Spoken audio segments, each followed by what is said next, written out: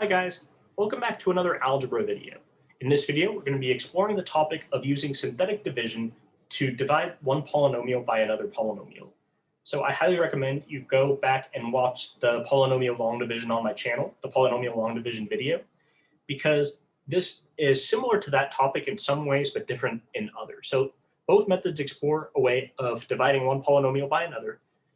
This one, it's kind of difficult for most people to wrap their head around. I've had a lot of my students say that the long division method is easy and understandable. This one, my students have a little bit of trouble understanding this one, and it takes them a little bit of practice before they get the hang of it. So hopefully this will be a nice introduction to this topic. So we know how long division of polynomials works. It's really similar to the way we divide numbers. It's really similar to numeric long division. We all know how this works by now. Hopefully, if you're watching this video, you have a pretty good understanding of arithmetic.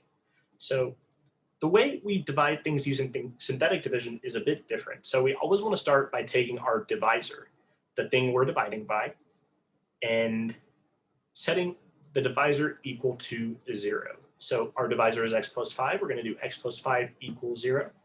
And if we subtract both sides by 5, we get a solution of x is equal to -5. So what we want to do now is we want to put this -5 off to the side. We're going to put it over here. And then we're going to line up the coefficients of all of the dividend. So this polynomial is the dividend. This one is the divisor. We're done with the divisor. We're going to be looking at the dividend now. So the coefficients of all of the terms in our dividend are going to be 1 and 7 and 10. So we just want to line up all of those coefficients. 1 and 7 and 10. And it's a good idea to identify the degree right away. This is in standard form. We can tell our degree is 2. This information is going to come into play in just a few minutes. So we want to start by drawing a line and then putting our very first coefficient below the line. So we have a 1 there. Next thing we do is we do 1 times -5. That, of course, just gets us -5. And then this time we add. We're going to do 7 plus -5. We get 2, and then we multiply once again. We get 2 times -5. We get -10, and then we add once again. So we're going to do 10 plus -10, which gets us 0. So what we wanted to see what we have to do now with these results we get with these numbers. So remember that our degree is 2. In synthetic division, whenever we get to the end of this part right here, we want to take the degree and subtract 1. So our degree is 2. If we subtract 1 from that, we get 1. So that means this should be just an x to the first. We took 2, subtracted 1, we get x to the first. And then this should be x to the 0, which means that, well, x to the 0 is just a 1. So we shouldn't have any x there whatsoever. And there is no remainder. So we get a result of this when we do synthetic division. And if you watched the video on polynomial long division, you'll remember we get the same exact result when we did the same problem using polynomial long division. So we got the same answer. So I want to try another example that happened to be in the last video. That way we can compare and contrast both methods using the same polynomials in the last video. Give me a second. So let's try another synthetic division problem. So this problem was also featured in my last video. So let's get started. So I'm going to take our divisor, x minus 1, set it equal to 0. And if we solve for x by adding 1 to both sides of the equation, we get x equals 1 as our solution. So when we get to that point, we're going to take our solution, put it right here in the corner, and then we want to take a look at our coefficients in the dividend. So in the dividend, our coefficients are going to be a 4. We have a -2. We have a 1. And we have a -3. We draw our little line underneath. And we always start by bringing down our first value, our first coefficient, which is 4. And then we multiply. 4 times 1, we get 4. -2 plus 4 gets us 2. 2 times 1 gets us 2, and then we're going to add once again. We do 1 plus 2, which is 3. 3 times 1, of course, is just 3. And we add them together. We have nothing at the end. We just have a 0. So in this case, our degree is 3, which means when we make a polynomial out of our results, our result should have a degree of just 2. We always subtract 1 from the original degree. Original degree is 3, so this one should have a degree of 2.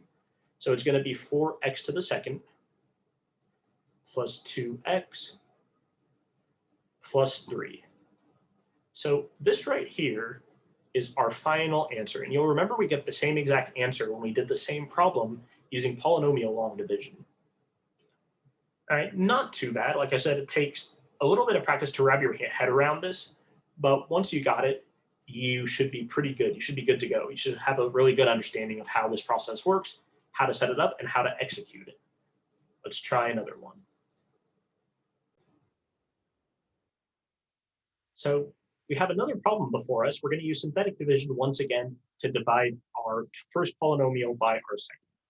So I'm going to take this divisor right here. If we set it equal to 0, we'd get a solution of x equals -2. So we're going to put -2 up here. And then we're going to write all of our coefficients in the dividend. So we have a 3, 7, 3, -1, and then -4. 7, 3, -1, -4. And just like the last time, we're going to draw our little line, and we're going to just drop down our first coefficient to below the line. So we're going to get 3. We multiply 3 times -2. We get a -6.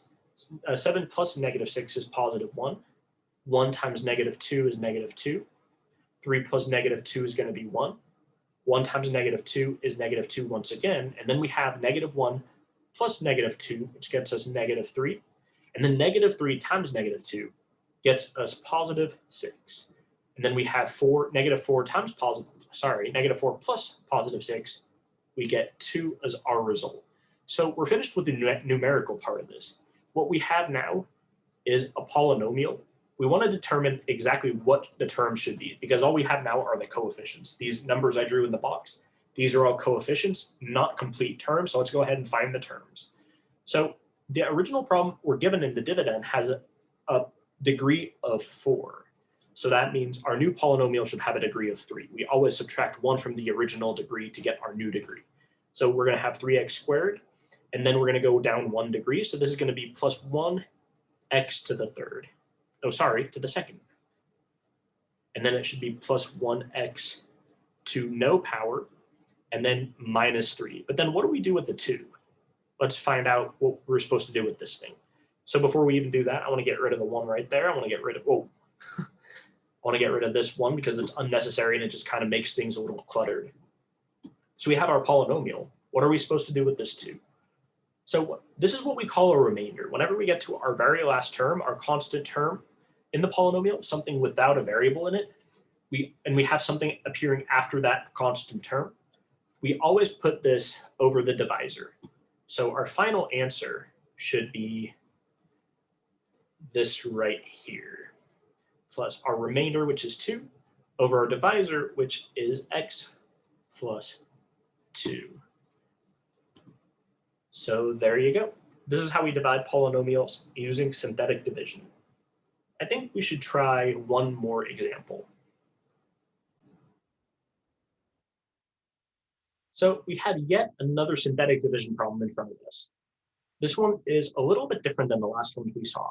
I recommend that you pause the video, take a few minutes or so, and see if you can see any difference in this dividend, between this dividend and the dividend in the last problems we worked on in this video. There's one big difference that affects the way we solve the problem. Well, the difference is we are missing a term that we had in the previous videos that we don't have in the previous problems, I meant to say, that we don't have in this problem. We're missing something with the degree of 2. We're missing an x squared term. So it's really important to pay attention to what you have, pay attention to what you're missing, and you always want to be on the lookout for any missing terms because it's going to come into play later on when you have this kind of a situation. You need to do something special. So we're missing an x squared term, so I'm going to add it. I'm going to make it a 0x squared. And then I'm going to solve the problem the way I normally do. So we have x minus 3. If we set that equal to 0, the solution would be x is equal to +3. Put the 3 in the box, and then write the coefficient. So we have 1, -2, and then we have a 0. We didn't have that before, but we have it now, and it's really important not to forget that. we need to have the 0 right there. And I don't know why, sometimes I put the little cross through the 0. It's just one of those weird things I do without thinking. Sometimes I do it, sometimes I don't. And I know it's really inconsistent, but let's go on. We have next coefficient would be a 3, and then the coefficient after that would be 1. Then we draw our little line, bring down the first coefficient, which is 1. Then we multiply. And then we add, and then we multiply. And then we add, and then we multiply. And then we add, and then we multiply. And then we add one more time. So our degree in the above equation is going to be the 4th degree. So we're going to take 1 away from that 4. We're going to make it 3. So our polynomial we're creating right now should have a degree of 3 and not 4. So our leading term is going to be x cubed, and then we're going to have an x squared. Instead of 1s, I'm just going to put them as x cubed plus x squared. And then our next one should be plus 3x plus 12. And then we have a remainder of 37. So our result will be, our result will be this.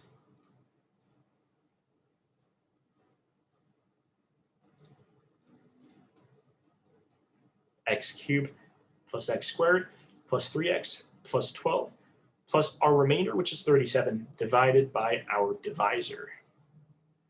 So you would get the same exact answer as you would with polynomial long division. So mostly when you are in an Algebra 2 class learning these for the first time, the teacher is typically pretty strict about what method they want you to use.